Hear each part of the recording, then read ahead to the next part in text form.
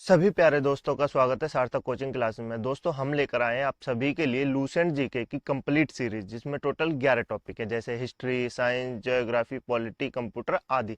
उन सभी टॉपिक्स को हम टॉपिक्स वाइज कवर करेंगे, जिसमें हमारे पहले टॉपिक का नाम है हिस्ट्री। तो आज से हम हिस्ट्री की एक नई अंदाज में शुरुआत करते हैं। सभी प्यारे दोस्तों से निवेदन है, क्लास को अंत तक जरूर देखिए। बिना देर किए हुए अपनी क्लास स्टार्ट करते हैं। तो उससे पहले जो प्यारे दोस्त नए हैं वो चैनल को सब्सक्राइब कर लेंगे, वीडियो को लाइक कर देंगे, दोस्तों में शेयर कर देंगे। ठीक है दोस्तों, चलिए अपनी क्लास स्टार्ट करते हैं।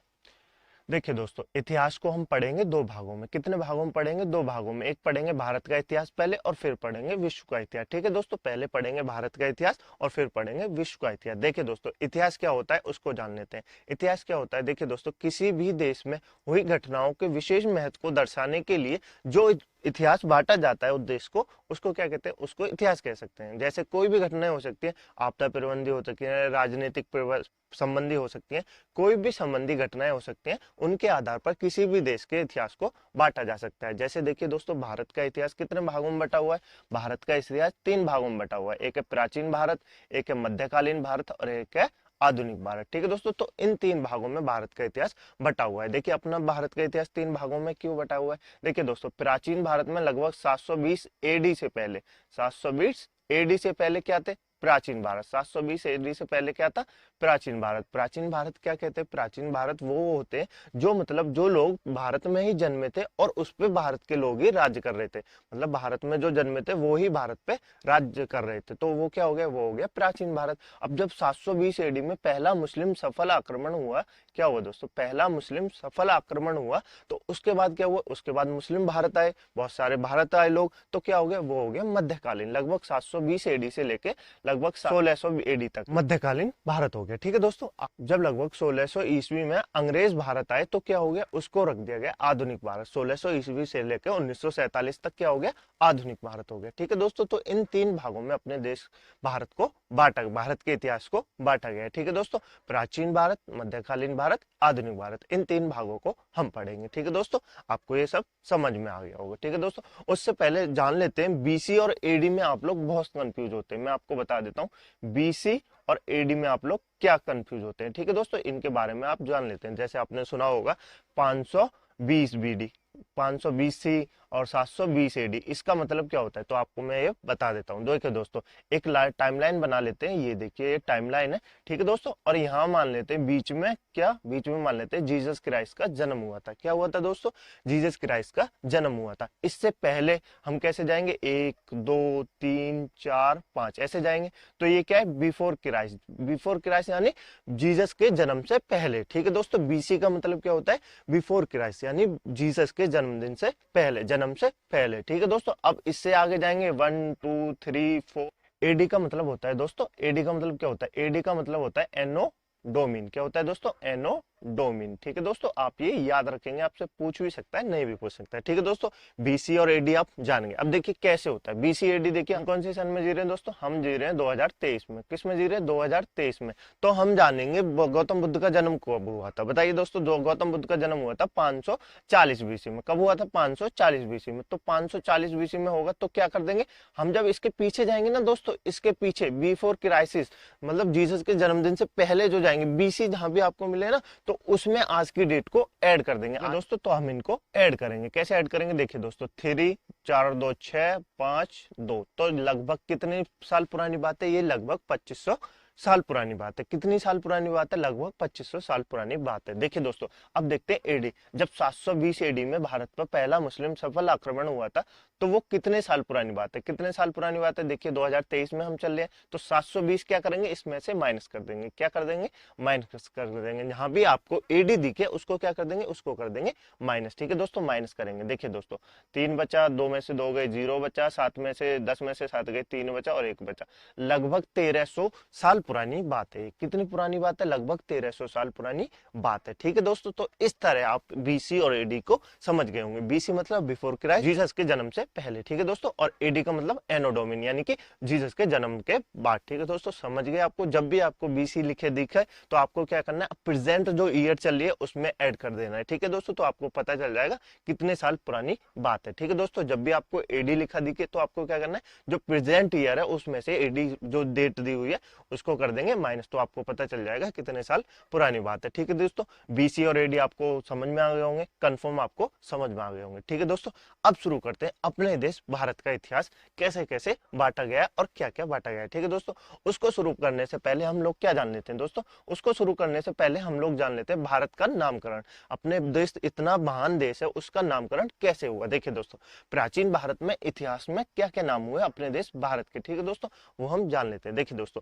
महाकाव्य और पुराण वेद आदि जो उपनिषद है, उनमें भारत को क्या कहा गया है, उनमें भारत को कहा गया है भारतवर्ष। क्या कहा गया है दोस्तों, उनमें कहा गया है भारतवर्ष। ये तो आपको आज का जो भारत दिख रहा है वो है, आज से पहले जो प्राचीन भारत था वो बहुत बड़ा भारत था। ठीक है दोस्तों, तो उसको क्या कहा है, महाकाव्य पुराण वेद उपनिषदों में उसको कहा गया है भारतवर्ष। क्या कहा गया है दोस्तों, उसको कहा गया है भारतवर्ष। ठीक है दोस्तों, अब भारतवर्ष क्या है, भारतवर्ष है भारत का देश। क्या है दोस्तों, भारत का देश है। ठीक है दोस्तों, क्या है, भारत का देश है। यानी भारत कौन है, भारत का देश क्या है, भारत देश के दोस्तों, भारत में 3 भारत, एक तो श्री राम के भाई भरत हुए। ठीक है दोस्तों, एक और भरत हुए जो एक कबीले के सरदार थे, उनको कहा जाता है कि उनके नाम पे अपने देश भारत का नाम भारत पड़ा। ठीक है दोस्तों, और उस भारत में रहने वाले निवासियों को क्या कहते हैं, भारत कहते हैं, भारतीय कहते हैं। क्या कहते हैं दोस्तों, भारत में रहने वाले लोगों को क्या कहते हैं, भारतीय कहते हैं। भारतीय कौन है, या तो भारत की संतान कहते हैं। क्या कहते हैं, भारत की संतान कहते हैं। जो भारत में निवास करते हैं उनको कहते हैं भारत की संतान। ठीक है दोस्तों, महाकाव्य वेद पुराणों में आपको समझ में आ गया, उसमें क्या कहते हैं, उसमें भारत को कहते हैं भारतवर्ष। ठीक है दोस्तों, एक नाम आपने और सुना होगा मोस्ट इंपोर्टेंट, जो सभी जगह आपको देखने को मिलता है, इंडिया। क्या मिलता है दोस्तों, इंडिया। इंडिया किसने कहा था, इंडिया कहा था यूनानियों ने। किसने कहा था, इंडिया कहा था यूनानियों ने। देखिए दोस्तों, यहाँ से आसपास में आपको देखेगी एक सिंधु नदी, क्या बहती है, सिंधु नदी। सिंधु नदी बहती है, तो सिंधु नदी को इंग्लिश में क्या कहते हैं, इंडस कहते हैं। क्या कहते हैं, इंडस कहते हैं। तो उनपे ये बोला नहीं गया, तो उन्होंने उसी के नाम पे इसको क्या कर दिया, इंडिया कर दिया। क्या कर दिया, सिंधु नदी है उसको इंग्लिश में क्या कहते हैं, इंडस कहते हैं, तो उन्होंने इंडस के नाम पे इसको क्या कर दिया, इंडिया कर दिया। मतलब जो सिंधु नदी के किनारे जितना भी देश था उसको इन्होंने इंडिया कह दिया। अपना देश बहुत बड़ा था। ठीक है दोस्त, अभी ये करंट का नक्शा है, लेकिन इससे पहले जो अपना देश था, हम प्राचीन भारत आगे आगे पढ़ेंगे जब मैं आपको बताऊंगा अशोक ने भारत पे कब्जा कर लिया था, तो उसको देखना आप कितना बड़ा देश था, मतलब जिसपे अशोक ने कब्जा कर लिया था। ठीक है दोस्तों, वो अपना भारत था। ठीक है दोस्तों, चलिए ये आपको समझ में आ गया। महाकाव्य पुराणों में क्या कहा जाता है, भारतवर्ष कहा जाता है। यूनानियों ने क्या कहा था, यूनानियों तो इंडिया कहा था। ठीक है दोस्तों, नेक्स्ट है मुस्लिम इतिहासकारों। मुस्लिम इतिहासकार जो भारत में आए लगभग 720 एडी के बाद से, जब मुस्लिम आक्रमण होने लगे, तो उसके बाद मुस्लिम इतिहासकार भी आए। उन्होंने इसको क्या किया, मुस्लिम इतिहासकारों ने इसको कहा हिंदुस्तान। क्या कहा, हिंदुस्तान। हिंदुस्तान क्यों कहा दोस्तों, क्यों कहा था दोस्तों, क्योंकि देखिए सिंधु नदी जो थी, सिंधु नदी, इन्होंने भी सिंधु नदी के हिसाब से कहा था। ठीक है दोस्तों, इन्होंने भी सिंधु नदी के हिसाब से कहा था, इन्होंने भी सिंधु नदी के हिसाब से कहा था। सिंधु नदी को इन पे सिंधु नहीं बोला जाता है, तो ये बोलते थे हिंदू, क्योंकि उनकी उर्दू और हिंदी मिली हुई भाषा थी, तो क्या कहते थे, हिंदू कहते थे। हिंदुस्तान यानी हिंदुओं का देश। ठीक है दोस्तों, तो इसका मतलब ये नहीं है कि हिंदुओं का देश, सिंधु को क्या कहते थे, हिंदू कहते थे। उन पे बोलना नहीं जाता था, तो इसको हिंदू कहते थे, यानी कि सिंधु नदी के किनारे जो बसे हुए उसको कहते थे हिंदुस्तान। ठीक है दोस्तों, तो आपको समझ में आ गया होगा अपने इतने महान देश का नाम भारतवर्ष और इंडिया, हिंदुस्तान कैसे कहते थे। ठीक है दोस्तों, कहां कहां से मिलता है, तो आपको एग्जाम में क्वेश्चन अवश्य देखने को मिल सकता है, पूछा जा सकता है आपसे कि महाकाव्य पुराणों वेदों में आदि में अपने प्यारे देश भारत को क्या कहा जाता था, भारतवर्ष कहा जाता था। ये भी पूछा जा सकता है यूनानियों ने भारत को क्या कहा था, यूनानियों ने भारत को क्या कहा था, यूनानियों ने भारत को कहा था इंडिया। क्या कहा था, इंडिया। मुस्लिम इतिहासकारों ने भारत को क्या कहा था, हिंदुस्तान कहा था। क्या कहा था, हिंदुस्तान कहा था। ठीक है दोस्तों, ये क्वेश्चन बने हैं एग्जाम में, तो आप इनको अवश्य नोट करेंगे। ठीक है दोस्तों, इस क्लास की पीडीएफ डाउनलोड करने के लिए आप हमारे टेलीग्राम ग्रुप को ज्वाइन कर सकते हैं, जिसकी लिंक मैंने आपको नीचे डिस्क्रिप्शन में दे दी है। ठीक है दोस्तों, तो आप टेंशन न लीजिए, आगे चलते हैं। ठीक है दोस्तों, आपको ये सब समझ में आया, बिल्कुल आया होगा। ठीक है दोस्तों, अब पढ़ते हैं दोस्तों हम प्राचीन भारत। देखिए दोस्तों, प्राचीन भारत हम कैसे पढ़ेंगे, प्राचीन भारत में आप और हम थे तो नहीं कि हमें पता हो कि अशोक ने इतने युद्ध लड़े, या श्री राम ने इस टाइम जन्म लिया, या श्री राम वहां पर गए थे, हमने तो पढ़ा नहीं। हमको कैसे पता चलता है कि प्राचीन भारत में क्या क्या हुआ। देखिए दोस्तों, प्राचीन भारत को पढ़ने, प्राचीन भारत के इतिहास को पढ़ने का सबसे प्रमुख स्रोत जो है, उसमें कुछ धर्म ग्रंथ, ऐतिहासिक ग्रंथ, विदेशियों का विवरण, पुरातात्विक संबंध, यानी 4 प्रकार से हम इनको पढ़ सकते हैं। ठीक है दोस्तों, प्राचीन भारतीय इतिहास के विषय में जानकारी मुख्यतः 4 स्रोतों से प्राप्त होती है। ठीक है दोस्तों, पहले धर्म ग्रंथ, पहले क्या है, धर्म ग्रंथ, जिनसे हमको बहुत सारी नॉलेज मिलती है, ऋग्वेद, सामवेद, अर्थवेद, यजुर्वेद। ठीक है दोस्तों, वो क्या हो गए, अपने धर्म ग्रंथ हो गए। उपनिषद आदि वो क्या हो गए, धर्म ग्रंथ हो गए। ठीक है दोस्तों, और ऐतिहासिक ग्रंथ। ठीक है दोस्तों, ऐतिहासिक ग्रंथों से भी हमें बहुत सारी जानकारी मिलती है, जैसे चाणक्य का अर्थशास्त्र से हमें चंद्रगुप्त मौर्य के साम्राज्य के बारे में पता चलता है। ठीक है दोस्तों, और राजतरंगिणी जो कल्हण ने लिखी थी जम्मू कश्मीर से, जिसका इतिहास हमें पता चलता है। पृथ्वीराज रासो लिखी थी चंद्रवरदाई ने। ठीक है दोस्तों, ऐसे ऐतिहासिक ग्रंथों से भी हमें बहुत सारी जानकारी मिलती है। और था विदेशियों का विवरण। विदेशियों का विवरण दोस्तों सबसे सटीक माना जाता है। सबसे सटीक क्यों माना जाता है, क्योंकि कोई आदमी जब बाहर घूमने जाता है तो वो लिखता है कि उस देश की सच्चाई के बारे में, कुछ लोगों के बारे में माना जाता है दोस्तों, हर कोई सच नहीं लिखता, तो इसलिए विदेशियों का विवरण सच्चा माना जाता है। ठीक है दोस्तों, जिसमें फाइयान आया था, येन सुंग आया था, बहुत सारे लोग आए थे। ठीक है दोस्तों, उनको हम आगे पढ़ेंगे। नेक्स्ट है पुरातात्विक साक्ष्य। पुरातात्विक साक्ष्य जिसमें सिक्के मिले हैं और अशोक द्वारा लिखे गए अभिलेख, ऐसे बहुत सारे साक्ष्य। जैसे हड़प्पा सभ्यता के बारे में हम पढ़ेंगे तो हमको कैसे पता लगेगा कि हड़प्पा सभ्यता कितनी पुरानी है और कैसे, तो उसको हमने खोदा था, उसमें सिक्के मिले थे, कुछ बर्तन मिले थे, बहुत सारी चीज मिली थी ना, तो उनके हिसाब से हम इनको बांट सकते हैं। ठीक है दोस्तों, तो हम 4 इस प्रकार से प्राचीन भारत के इतिहास को समझने की कोशिश करेंगे। पहले जानेंगे धर्म ग्रंथ, फिर पढ़ेंगे ऐतिहासिक ग्रंथ, फिर पढ़ेंगे विदेशियों का विवरण, फिर पढ़ेंगे पुरातात्विक शास्त्र संबंधी साक्ष्य। ठीक है दोस्तों, तो शुरू करते हैं अपने धर्म ग्रंथ से। ठीक है दोस्तों, उम्मीद है आपको क्लास अच्छी लग रही होगी। ठीक है दोस्तों, अगर आपको क्लास अच्छी लग रही है तो वीडियो को लाइक कर दें। चलिए आगे चलते हैं। प्राचीन इतिहास को हम वेदों से शुरू करते हैं। देखो, ठीक है दोस्तों, वेदों को भारत का सबसे प्राचीन धर्म ग्रंथ माना गया है, तो हम सबसे पहले इन्हीं से शुरुआत करते हैं। देखिए दोस्तों, क्या टॉपिक है, आप इसको इंपोर्टेंट नोट करेंगे, वेदों से क्वेश्चन अवश्य मिलते हैं। ठीक है दोस्तों, देखिए पहला इंपोर्टेंट टॉपिक है भारत का सर्व प्राचीन धर्म ग्रंथ। क्या है दोस्तों, भारत का सबसे प्राचीन जो धर्म ग्रंथ है उनको क्या कहते हैं, वेद कहते हैं। क्या कहते हैं दोस्तों, उनको वेद कहते हैं। भारत के सबसे, अब से एग्जाम में क्वेश्चन पूछेगा सबसे प्राचीन धर्म ग्रंथ कौन सा है, तो आप क्या बताएंगे, वेद है। क्या है दोस्तों, सबसे प्राचीन धर्म ग्रंथ है वेद। ठीक है दोस्तों, इसके संकलनकर्ता को क्या कहते हैं, इसके संकलनकर्ता को कहते हैं महर्षि कृष्ण द्वैपायन वेद व्यास। क्या कहते हैं, महर्षि कृष्ण द्वैपायन वेद व्यास। आपको इतना नाम याद नहीं रखना, आपसे एग्जाम पूछा जाएगा वेदों के संकलनकर्ता को क्या कहते हैं, तो उसमें आएगा वेद व्यास। क्या आएगा, वेद व्यास। आप उसको लगा देंगे महर्षि कृष्ण द्वैपायन वेद व्यास। ठीक है दोस्तों, तो वेदवास ही आपसे लिखा मिलेगा एग्जाम में, तो आप वेदवास याद रखेंगे, पर इनका नाम पूरा आप याद रखिएगा। ठीक है दोस्तों, अब वेद कितने होते हैं, वेद 4 होते हैं दोस्तों। ठीक है दोस्तों, वेद 4 कितने, 4 होते हैं। कितने होते हैं, 4 होते हैं। आप सभी को पता होगा कौन कौन से होते हैं, ऋग्वेद होता है, सामवेद होता है, यजुर्वेद होता है,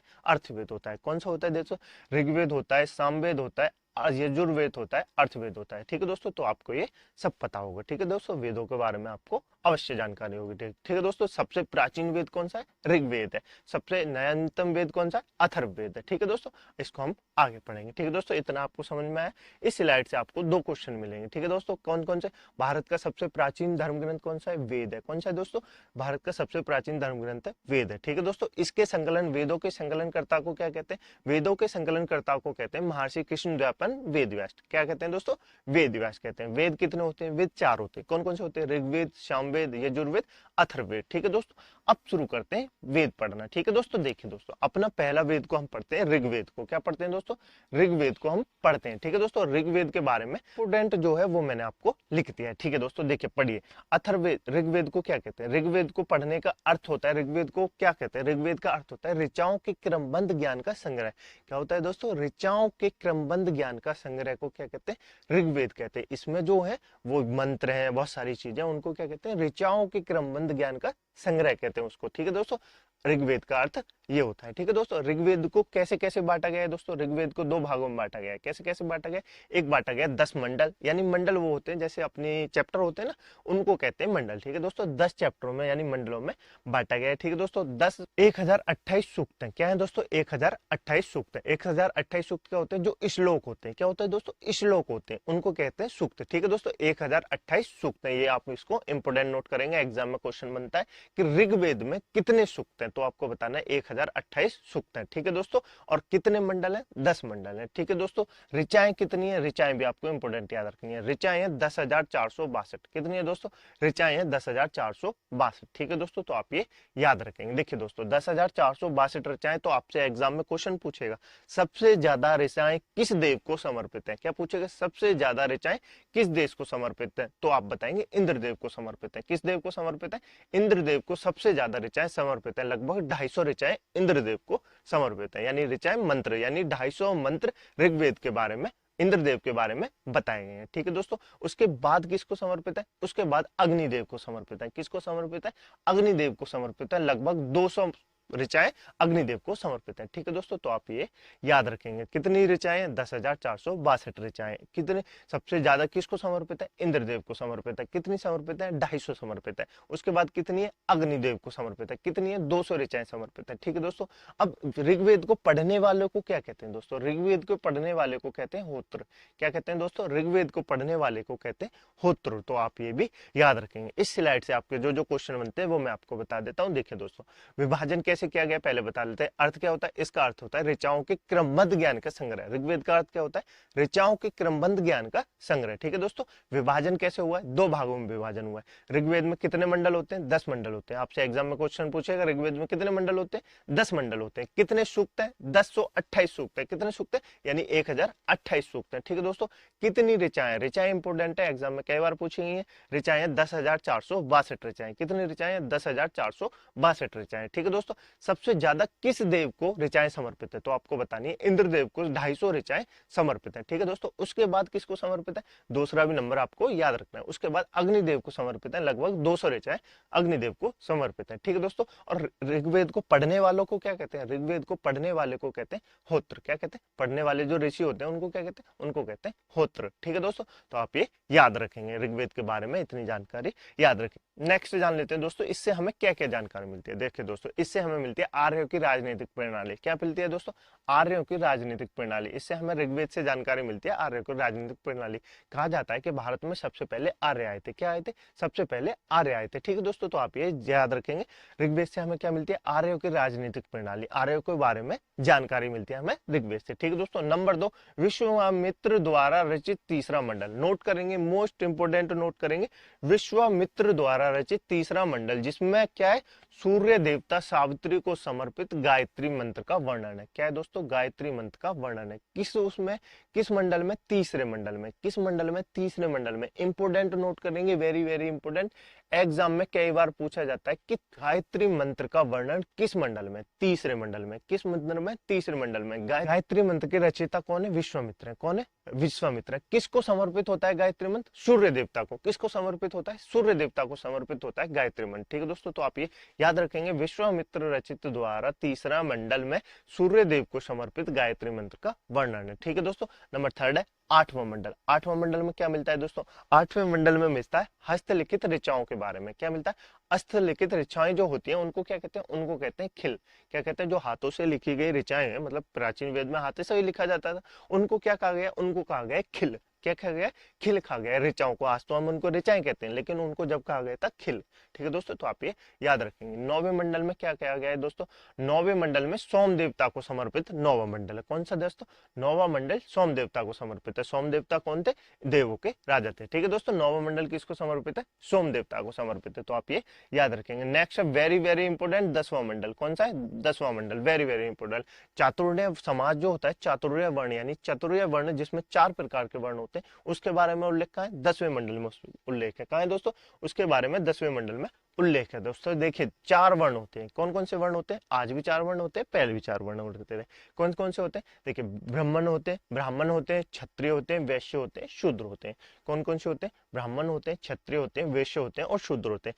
पहले इनको दोस्तों इनके कर्म के आधार पर बांटा गया था, जन्म के आधार पर नहीं बांटा जाता कि इसने ब्राह्मण के घर में जन्म लिया है तो ये ब्राह्मण ही होगा, ऐसा नहीं था। पहले बांटा जाता, जो व्यक्ति, जैसे मैं हूं या आप है, मैं आपको टीचिंग करता हूं तो मैं क्या हो गया? मैं ब्राह्मण हो गया। मतलब जो पढ़ाता था, ज्ञान देता था, उसको क्या कहते थे? उसको ब्राह्मण कहते थे। ठीक है दोस्तों, जो रक्षा करता था, जो सैनिक था, मतलब जो राजा था, उसको क्या कहते थे? जो रक्षा के कार्य में लग गया उसको क्षत्रिय कहते थे। क्या कहते थे दोस्तों? उसको कहते थे क्षत्रिय। ठीक है दोस्तों, वैश्य किसको कहते थे? वैश्य कहते थे जो व्यापार करते थे। क्या कहते थे? जो व्यापार करते थे। आज हम उनको क्या कहते हैं? नाई कहते हैं। जो व्यापार करते थे उनको क्या कहते थे? उनको वैश्य कहते थे। ठीक है दोस्तों, और शूद्र किसको कहते थे? जिसने क्या क्या चुना है? जिसने दोस्तों सेवा का मार्ग चुना है, जिसने सेवा का मार्ग चुना है, उसको क्या कहते थे? उसको कहते थे शूद्र। ठीक है दोस्तों, 4 प्रकार के वर्ण के बारे में कहाँ बताया गया है, 10वें मंडल में बताया गया है। एग्जाम में मोस्ट इंपोर्टेंट है, कई बार पूछा गया है कि चतुर्वेद समाज के बारे में किस मंडल में बताया गया है, तो आपको बताना है 10वें मंडल में बताया गया है। ठीक है दोस्तों, कहाँ बताया गया है, 10वें मंडल में बताया गया है। ब्राह्मण, क्षत्रिय, वैश्य, शूद्र 4 प्रकार के वर्ण होते हैं। ठीक है दोस्तों, धर्मसूत्र, इसको भी आप याद रखेंगे, धर्मसूत्र, जहां इनके कर्तव्यों का वर्णन मिलता है। धर्मसूत्र एक ग्रंथ है जिसके बारे में हमको इनके जो कर्तव्य हैं, ब्राह्मण, क्षत्रिय, वैश्य, शूद्र, इनके जो कर्तव्य हैं उनके बारे में वर्णन मिलता है। ठीक है दोस्तों, तो आपको इतना समझ में आ गया होगा। ठीक है, क्विक रिवीजन कर लेते हैं दोस्तों, हमने ऋग्वेद के बारे में क्या क्या पढ़ा था। देखिए दोस्तों, ऋग्वेद के बारे में हमने क्या क्या पढ़ा था। ऋग्वेद को क्या कहते हैं, ऋग्वेद का अर्थ है ऋचाओं के क्रमबद्ध समूह को क्या कहते हैं, ऋग्वेद कहते हैं। ठीक है दोस्तों, ऋग्वेद को कितने भागों में बांटा गया, 2 भागों में बांटा गया। कितने मंडल है, 10 मंडल है ऋग्वेद में। कितने मंडल है, 10 मंडल है। कितने सूक्त हैं, 1028 सूक्त है। कितने सूक्त है, 1028 सूक्त है। कितनी ऋचाएं, 10,462 ऋचाएं। कितनी ऋचाएं, 10,462 ऋचाएं। ठीक है दोस्तों, सबसे ज्यादा किस देव को समर्पित है, इंद्रदेव को समर्पित है। कितनी समर्पित है, लगभग 250 ऋचाएं समर्पित है। उसके बाद किसको समर्पित है, अग्निदेव को समर्पित है। कि लगभग कितनी है, 200 ऋचाएं अग्निदेव को समर्पित है। ठीक है दोस्तों, ऋग्वेद को पढ़ने वाले ऋषियों को क्या कहते हैं, होत्र कहते हैं। क्या कहते हैं, होत्र कहते हैं। ठीक है दोस्तों, इससे हमें किसकी जानकारी मिलती है, आर्यों की राजनीतिक प्रणाली की जानकारी मिलती है। किसकी जानकारी मिलती है, आर्यों की राजनीतिक प्रणाली की जानकारी मिलती है। ठीक है दोस्तों, ऋग्वेद के जो तीसरे मंडल में लिखा गया है, विश्वामित्र द्वारा रचित गायत्री मंत्र किसको समर्पित है, सूर्यदेव को समर्पित है। ठीक है दोस्तों, ये आपको याद होगा। ठीक है दोस्तों, उसके बाद जो इंपोर्टेंट है उसमें है 10वां मंडल। 10वां मंडल में क्या है, 10वें मंडल में चतुर्वेद समाज का वर्णन है। क्या है दोस्तों, चतुर्वेद समाज का वर्णन है। ब्राह्मण, क्षत्रिय, वैश्य और शूद्र के बारे में किसमें बताया गया है, 10वें मंडल में बताया गया है। ठीक है दोस्तों, तो आपको ये सब याद होगा। ठीक है दोस्तों, चलिए अब पढ़ते हैं सामवेद के बारे में। क्या पढ़ते हैं दोस्तों, अब पढ़ते हैं सामवेद के बारे में। सामवेद के बारे में जान लेते हैं। देखिए दोस्तों, सामवेद को क्या कहते हैं, बहुत छोटे छोटे टॉपिक है। अपने जो ऋग्वेद था वही बड़ा था, बाकी सब छोटे छोटे टॉपिक है जिनसे एग्जाम में थोड़े थोड़े क्वेश्चन बनते हैं। ठीक है दोस्तों, सामवेद को क्या कहते हैं, सामवेद में क्या है, सामवेद में गा जाने सकने वाली ऋचाओं का संकलन है। जैसे देखिए, ऋग्वेद में ऋचाएं थी, ऋग्वेद में ऋचाएं, अब उनको याद करने के लिए बहुत कठिन परिश्रम करना पड़ता था, बहुत मतलब लॉजिक लगाना पड़ता था उनको याद करने के लिए। जैसे आपको तो आजकल गाने याद हो जाते हैं, चलते चलते आप गाने याद करने लगते हैं। इसी तरह उन्होंने सोचा दोस्तों ऋचाओं को याद करना बहुत मुश्किल है, तो उन्होंने क्या किया, उन्होंने सामवेद को बनाया। क्या बनाया दोस्तों, उन्होंने सामवेद को बनाया। सामवेद में क्या किया, जो ऋचाएं उसमें थी ऋग्वेद में, उनको इसमें ऐसे बना दिया कि गाय जाग से, जैसे गा के हम याद करते हैं ना, गा के याद कर लिए ऋचाएं। ठीक है दोस्तों, तो क्या बना दिया, सामवेद बना दिया। सामवेद को क्या कहा जाता है, भारतीय संगीत का जनक कहा जाता है। क्या कहा जाता है दोस्तों, भारतीय संगीत का जनक कहा जाता है। आप यह याद रखेंगे, भारतीय संगीत का जनक किसे कहा जाता है, सामवेद को कहा जाता है। ठीक है दोस्तों, इसके पाठककर्ता को क्या कहते हैं, इसके पाठककर्ता को कहते हैं उद्रग्रात। क्या कहते हैं, उद्रग्रात। क्या कहते हैं दोस्तों, उद्रग्रात। तो आप ये याद रखेंगे दोस्तों। देखिए, ठीक है दोस्तों, सामवेद के बारे में क्या याद रखेंगे, गा जा सकने वाला पहला ऋचाओं का संकलन होता है सामवेद। ठीक है दोस्तों, भारतीय संगीत का जनक होता है। ठीक है दोस्तों, क्या है, भारतीय संगीत का जनक है सामवेद। ठीक है दोस्तों, इसके पाठककर्ता को क्या कहते हैं, उद्ग्रत कहते हैं। क्या कहते हैं, उद्ग्रत कहते हैं। आप ये याद रखेंगे। नेक्स्ट है यजुर्वेद। यजुर्वेद के बारे में क्या पढ़ेंगे, यजुर्वेद के बारे में पढ़ लेंगे। ठीक है दोस्तों, जानते हैं यजुर्वेद के बारे में।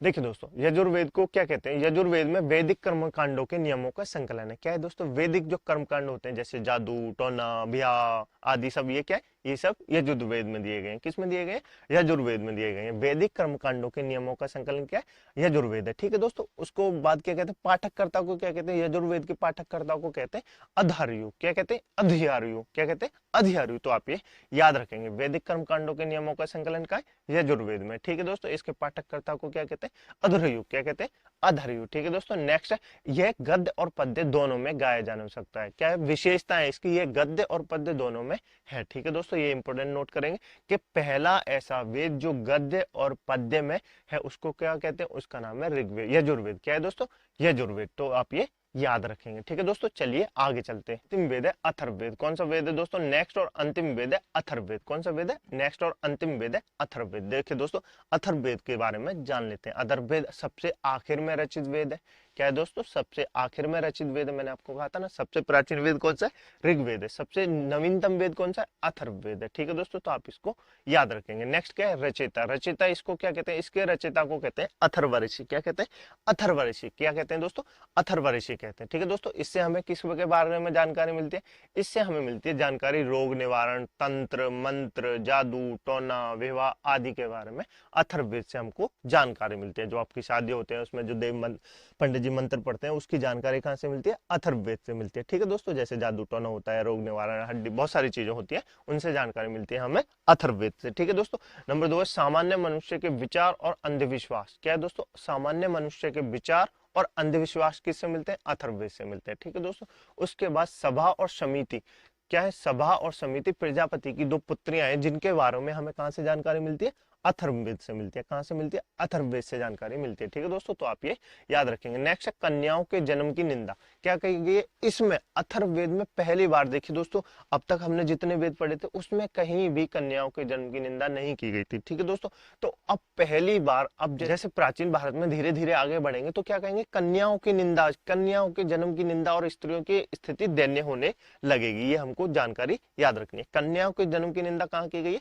अथर्ववेद में की गई है। इससे आपके एग्जाम में क्या क्या क्वेश्चन मिलेंगे अथर्ववेद से? देखिए दोस्तों, क्या बनेंगे? सबसे आखिर में रचित कौन सा वेद है? अथर्ववेद है। ठीक है दोस्तों, इसके रचयिताओं को क्या कहते हैं? अथर्व ऋषि कहते हैं। क्या कहते हैं? अथर्व ऋषि कहते हैं। जादू टोना, विवाह, तंत्र मंत्र की जानकारी हमको कहां से मिलती है?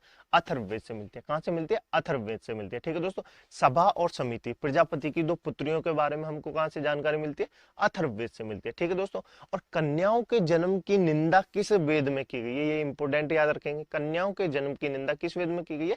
अथर्ववेद में की गई है। ठीक है दोस्तों, तो आप ये याद रखेंगे बारे में। अब जानते हैं देखिए दोस्तों, 5वां वेद। आपने कहा था 5वां वेद कहां से होता है? आप तो कहेंगे कि आपने तो 4 ही वेद बताए थे। 5वां वेद होता है, देखिए, नाट्य शास्त्र। क्या होता है दोस्तों?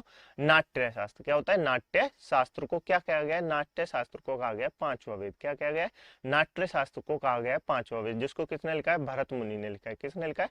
भरत मुनि ने लिखा है। तो आप ये याद रखेंगे, भारत का पंचम वेद किसको कहा गया है? पंचम वेद कहा गया है नाट्य शास्त्र को, जिसने किसने लिखा है? भरत मुनि ने लिखा है। जिसको किसने लिखा है? भरत मुनि ने लिखा है। तो आप ये याद रखेंगे। ठीक है दोस्तों, आज के लिए इतना ही। अपना ख्याल रखिएगा। अब मुझे उम्मीद है आपको क्लास अच्छी लगी होगी। यदि आपको क्लास अच्छी लगे, आपके लिए बेनिफिशियल है, तो वीडियो को लाइक कर दीजिए दोस्तों, दोस्तों में शेयर कर दीजिए। ठीक है दोस्तों, और इस क्लास की PDF डाउनलोड करने के लिए आप हमारे टेलीग्राम ग्रुप को ज्वाइन कर सकते हैं। ठीक है दोस्तों, अपना ख्याल रखिएगा। जय हिंद, जय भारत।